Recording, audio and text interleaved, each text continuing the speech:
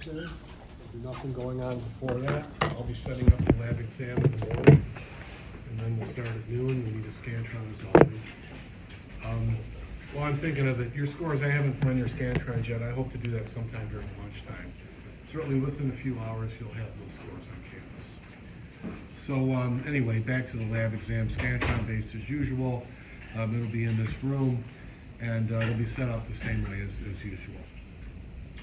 The lab begins with our arthropod lab. Now what I've done over there is set up all the slides for the arthropod lab. I've got both male and female mosquito. I didn't put a tag to see which is which, but remember the male has the bushier antennae. And then I put up the tick and the mite slide. And I've got the two young sea squirts, the really young one that looks somewhat more fish-like, and then the older one that's starting to morph into the adult, but it can still swim. So I've got every option of every slide that could be on there. If I didn't put a slide up there, you don't have to worry about it. For the cross-section of the sea star arm, I only mentioned the 2 feet at the bottom and the digestive gland at the top of that cross-section, just like in the lab manual. And I've got the pointer, unless somebody changed it, I've got the pointer on the digestive gland. So those are the slides I might ask about. If you see a slide, and things like the crayfish, the Amphioxus, and the young lamprey, the ammoseat larva, I always put it at the head end. So when you're preparing, that's the part you want to remember as you're studying. By the way, that lab that I posted, just to give you the link to the 2 dissections, has some nice pictures of some of those things that look like your slides, like the Amphioxus and the ammoseat. Okay, for those sorts of things, you should, well, for any thing in the slide, you should know the phylum. It's either going to be Arthropoda or it's going to be Chordata or Echinodermata. And then for the arthropods, you should know the major groups, like the Hexapodia for the insects and so on. Chelicerata, I think, is what we're using now for formula over the arachnids. Just whatever's in the lab write-ups that I give you, that's the terms we'll be using on the test. You should know the subphylum of Amphioxus is Cephalochordata, the subphylum of the tunicates, the sea squirt is Urochordata. For the barnacle slide, remember that's the young motile form and it's going to morph into a sessile, non-moving adult. And the ammoseat is a young lamprey. And you should know the subphyla, as I said, for Cephalochordata, for the Amphioxus, Urochordata for the sea squirt, the tunicate, and you should also know vertebrata for everything else in phylum Chordata.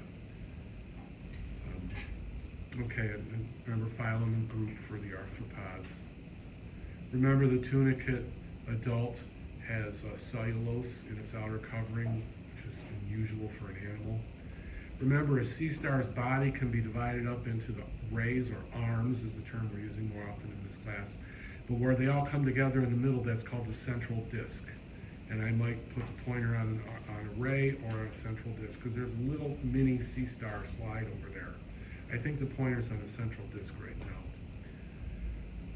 For the coelacanth model, that's the one that's not dissected on the lighter color board. Make sure that you note the operculum there, and that's in the group known as the lobe-finned fish.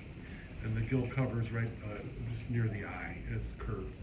If you have any trouble, just ask me, I'll help you. And then the one next to it, that's a ray-finned bony fish, and you should know the swim bladder on that, which is the cavity in the middle of the dissected area. Now, for any butterfly or moth, you need to know not only its phylum and its class, which is Hexapodia, the insect class, but also for butterflies and moths, I want you to know the order is called Lepidoptera, Lepidoptera, Lepidoptera. And for any fly or mosquito, you should know not only Hexapodia for class, but the order is going to be Diptera, Diptera. So Lepidoptera for moths and butterflies. Butterflies probably what I'll use. And for flies and mosquitoes and related creatures, Diptera is the order. Those are the only orders you're going to have to know for this test. this lab test. Remember the C-star, you should know the central disc, the rays, the madreporite, and that's the one in the Ziploc bag. The madreporite is sort of an off-white circular structure on the aboral side, what we might call the dorsal side, but it's called aboral. And then underneath on the oral side, there's a valley running down the center of each arm called the ambulacral groove. Those are the external parts I might ask about the C-star. Remember the sea squirt and amphibians, if we have one in a jar, undergo complete metamorphosis, so that's urochordata, and then amphibians, complete metamorphosis. Everything else is incomplete.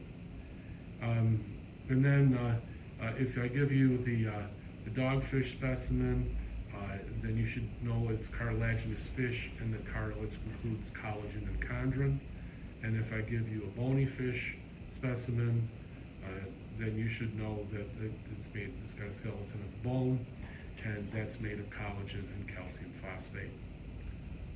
Remember, just to identify the different, like the sea cucumber, the sand dollar, that's an echinoidea, sea cucumber's in holothuroidea, C-star is in asteroidea, so know the class for all of those. And they all have radial symmetry as adults and bilateral symmetry as young. If you see any spider or scorpion, remember that is going to have book lungs for gas exchange. If we happen to get the horseshoe crab on there, remember it has book gills for gas exchange. Any insect, remember it uses the tracheal system. Remember the pill bug, the isopod, the roly-poly, all those sow-bugs, another name for it, that's the land-dwelling crustacean. But remember that's in the group of Crustacea.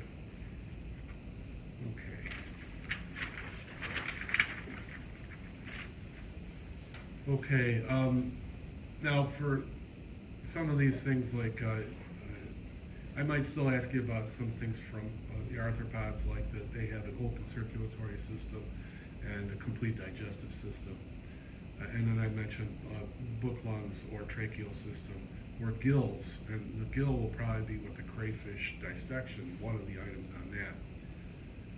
Okay, now I listed some stuff for the rat, and I'm intending to give probably 2 to 4 questions on the dissected rat. It'll be out on the tabletop. And I mentioned things like the diaphragm and the liver and all that stuff, and so, and the heart and the lungs and all that. So just remember the ones I listed, the spleen and kidney. And then expect either 2 stations with rats, total 4 questions, or 3. Now the frogs are so bad, I'm going to use photos for them. And I gave you a list of things to remember, and the photos are posted on Canvas, so you can view the exact photos that you'll see on the exam as you're preparing for the dissected frog questions. I've mentioned some outer structures on the crayfish, like the cheliped, that's the claw leg, and the chela is the claw, the antennae, the eyes, obvious things, the abdomen versus the cephalothorax, and then the telson with the 2 uropods on the side of the tail, and that gives it that good surface area to make the quick swimming movement that they can make. And I think I've covered every question one way or another. So if you would like to come grab your phone for this time.